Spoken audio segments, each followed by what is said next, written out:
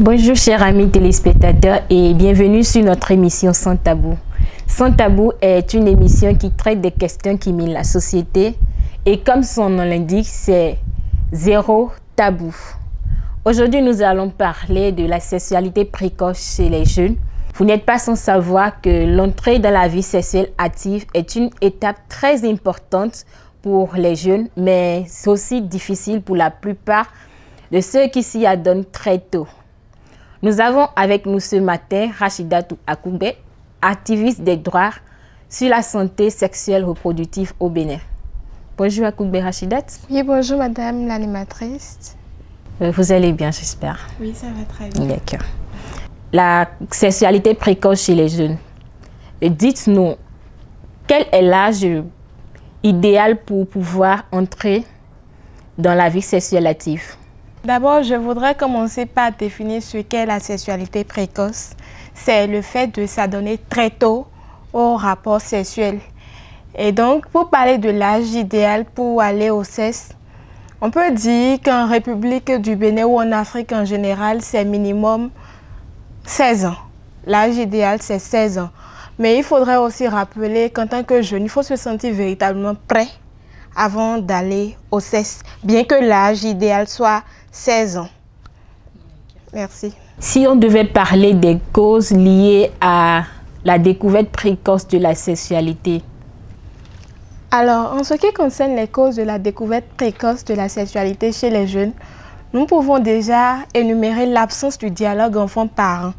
Les parents ne sont pas aptes à discuter avec leurs enfants sur les questions sexuelles, alors que c'est très important. Et maintenant, la mauvaise compagnie et le développement des caractères sexuels tôt chez les jeunes.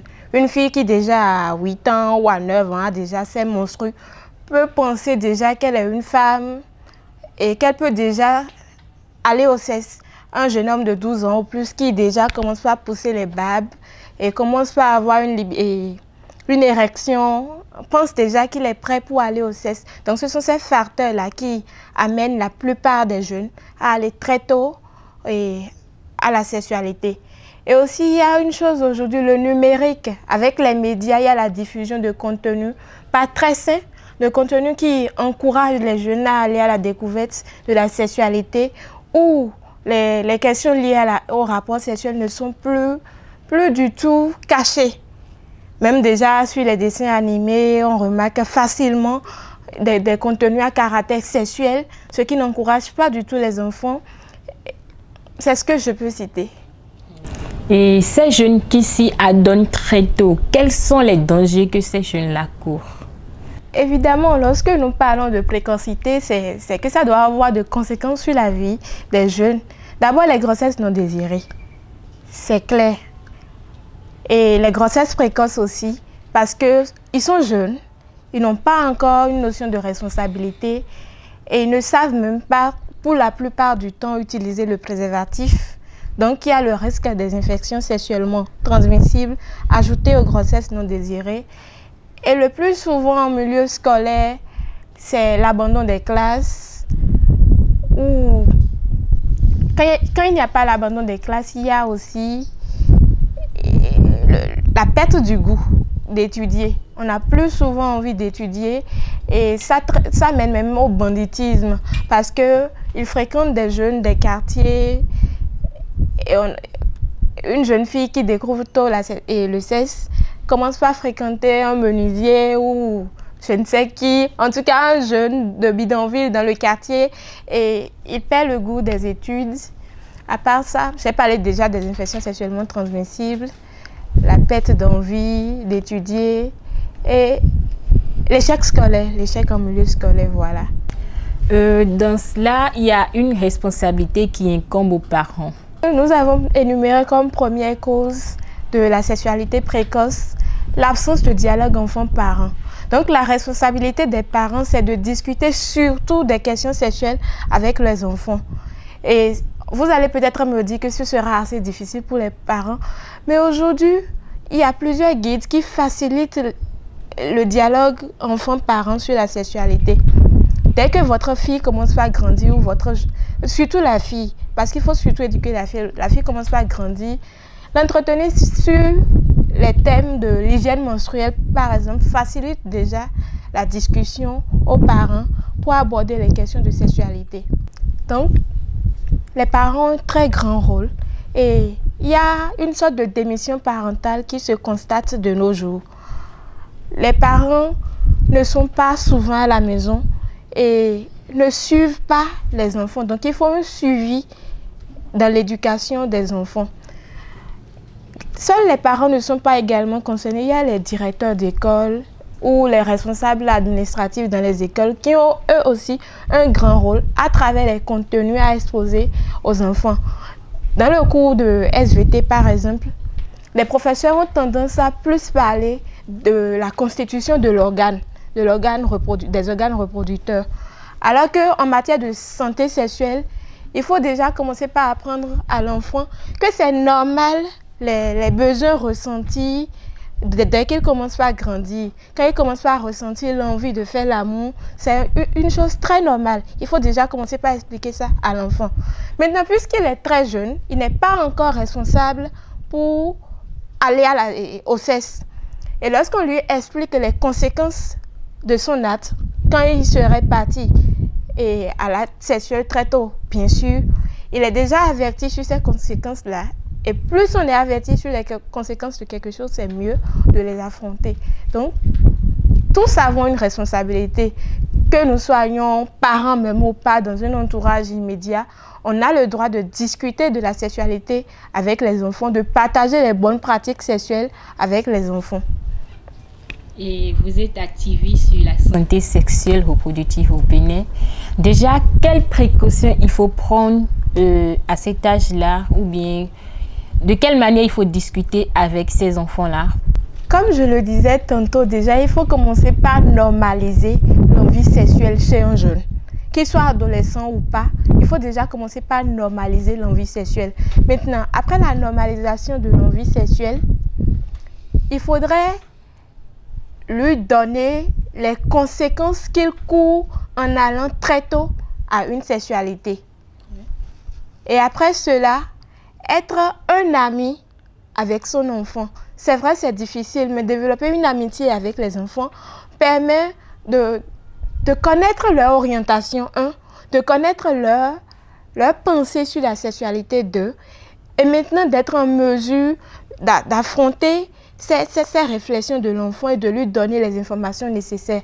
Ce n'est pas de la manière dont j'appréhende la sexualité qu'un jeune B appréhende la manière de la sexualité. Encore que les informations en santé, en sexualité du moins, sont très très larges en milieu jeune entre camarades.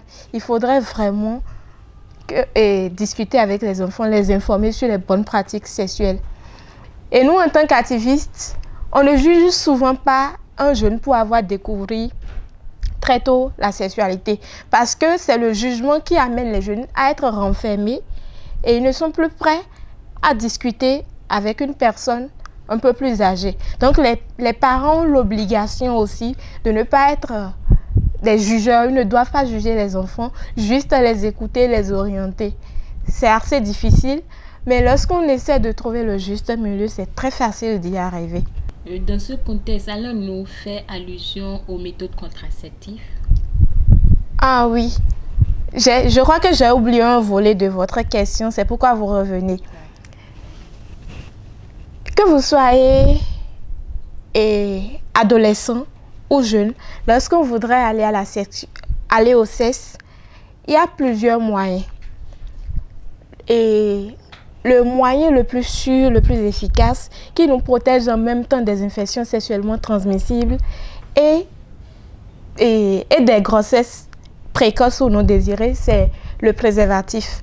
Donc, lorsqu'en tant que jeune, on prend la décision d'aller au CES, il faut faire usage systématique du préservatif et apprendre son port aussi. Aussi, on peut décider d'aller dans les centres Jeunes Amour et Vie, ou dans les centres d'assistance ou les centres d'appui pour la promotion du des droits en santé sexuelle et reproductive, on peut aller dans ces centres-là et choisir, ou à l'hôpital d'ailleurs, dans n'importe quel autre centre de santé, et choisir une méthode de contraception. Une méthode de contraception qui vous convient effectivement. Okay. Vous avez dit tout à l'heure qu'il y a une manière de porter le préservatif. J'aimerais en savoir plus. Bon, pour porter le préservatif, malheureusement, il n'y a pas un phallus ou un préservatif ici, mais le port du préservatif, c'est en 4 étapes primordiales. D'abord, il faut vérifier la date d'expiration du préservatif.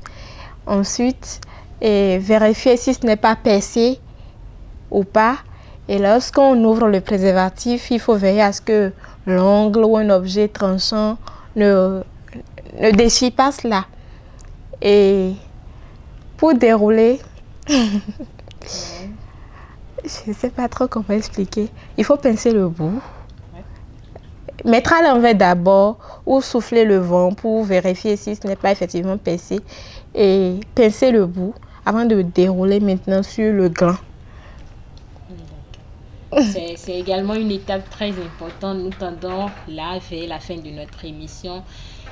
En tant qu'activiste, quels conseils pouvez-vous donner aux jeunes qui s'y adonnent très tôt au sexe?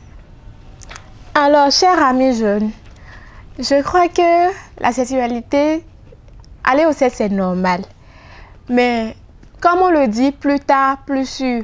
Mieux vaut prendre son temps, se consacrer un peu plus aux études avant d'aller à la sexualité et avant d'aller au sexe. Donc, il faut pratiquer l'abstinence, mais lorsque vous n'êtes pas prêt à pratiquer l'abstinence et vous désirez aller au sexe, n'oubliez surtout pas le passeport. Quand je parle du passeport, il s'agit du préservatif où on se rend dans un centre de santé avec son ou sa partenaire et choisit une méthode de contraception qui tout au moins nous préserve des grossesses non désirées, nous préserve des infections sexuellement transmissibles et nous permettent maintenant de réussir notre cursus scolaire.